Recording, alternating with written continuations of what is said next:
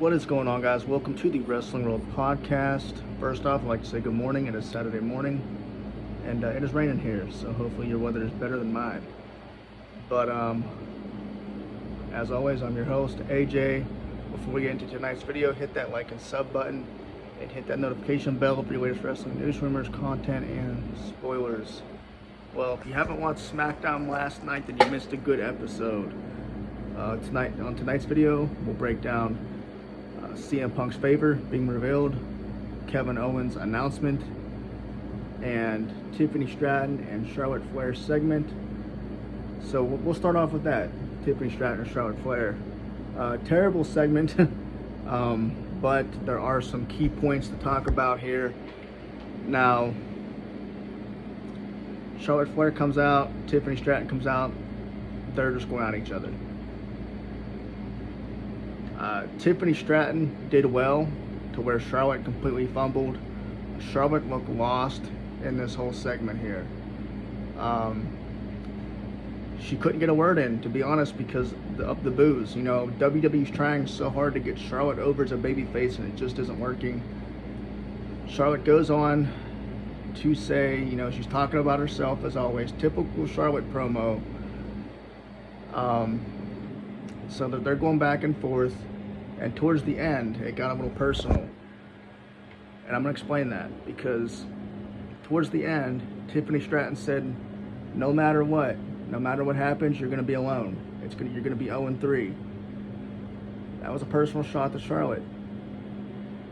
Charlotte then goes, is that why Kaiser's in my DMs? She pulled a Conor McGregor here, which I love that line, because she pulled a Conor McGregor. She said, is that why Kaiser's in my DMs, referencing lovely Kaiser.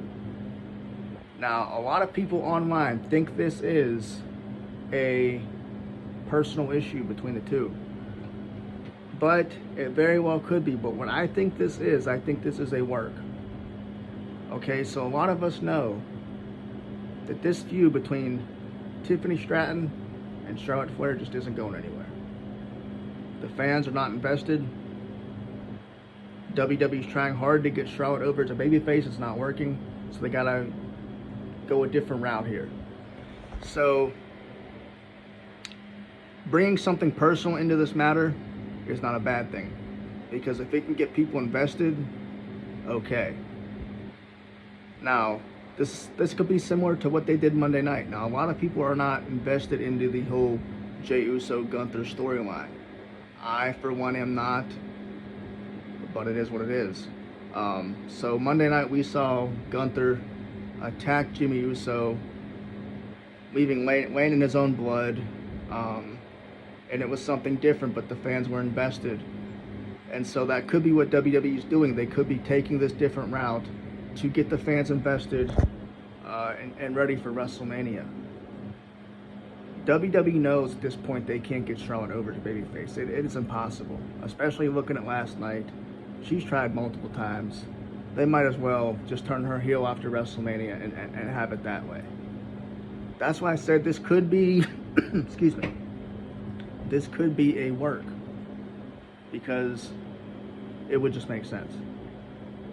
Or this could actually be personal. This could be a personal issue between the two. But Charlotte Flair completely lost control of this segment.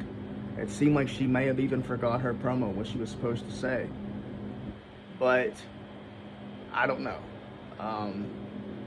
Isn't a good look for her. Like I said, the segment wasn't well at all. It was. A lot of people say it felt forced. To me, it just wasn't entertaining. Tiffany Stratton did well. I can't say she's great at cutting promos. I feel like she's trying too hard. I don't know. But the segment, it wasn't great. But I think if anybody came out on top, it is Tiffany Stratton. So take it as it is. I kind of just want this feud to be over. See what they'll do with Charlotte, but who knows. It looks like Charlotte may come out the winner at WrestleMania. So who knows. Moving on. Kevin Owens had a very personal and specific announcement. He will no longer be competing at WrestleMania due to neck injury. He's going to have neck surgery, and he will miss out on WrestleMania. He no longer being able to face Randy Orton. This is tough. And if you consider everything that Kevin's went through within the last few months with Cody Rhodes, having that match with Cody, coming back, having that match with Sammy, you know this guy has to be in a lot of pain. And to miss this match this close to WrestleMania is really rough. You know, because we're just a few weeks away. And this is rough. Not only for Kevin, but for Randy as well. You know, Randy does not have a match at WrestleMania, which I'm going to discuss that here in a second. But, you know, a lot of people are saying maybe this is a work. Maybe this is, you know, maybe Kevin's going to pull Mark Henry. And he's going to attack Randy next week. I would like to say that, but this looks legit.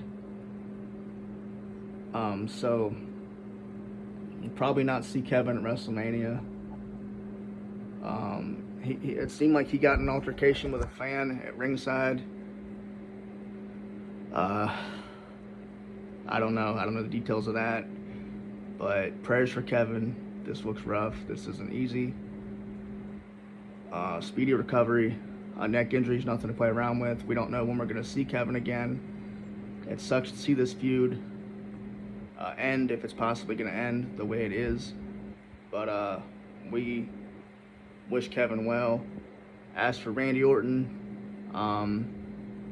Nick Aldis did say, you know, Randy, you no longer have a WrestleMania opponent.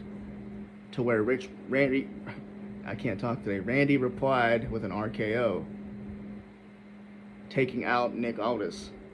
So could that set up a match between Nick Aldis and Randy Orton? Now, if you don't know anything about Nick Aldis is a professional wrestler. He wrestled under the ring name of Magnus in TNA. And if you haven't seen his work, you should check it out. He is a phenomenal wrestler. And he's in phenomenal shape.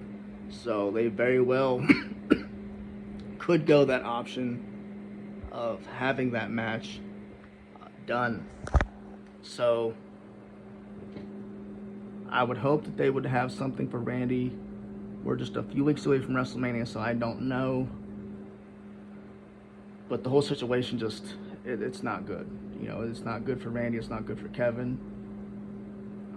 So there may be a change of plans, but all in all, we wish Kevin well. We hope the best for Kevin. Hopefully there's plans for Kevin when he returns. Hopefully there's plans for Randy Orton at WrestleMania. I don't know, but we'll see. And I will keep you guys updated with further details if I find out. Moving on to CM Punk, Seth Rollins, and Roman Reigns segment. We now know the favor that CM Punk has asked Paul Heyman. CM Punk has asked Paul Heyman to be in his corner at WrestleMania. And that is the big favor. Now, Roman does not like this. He told Paul Heyman to say, you know, no. Tell CM Punk no. Tell him that he's not going to be in your corner. You're not going to be in his corner. To where Paul Heyman said, I can't do that. So, could we see Paul Heyman turn on Roman Reigns at WrestleMania?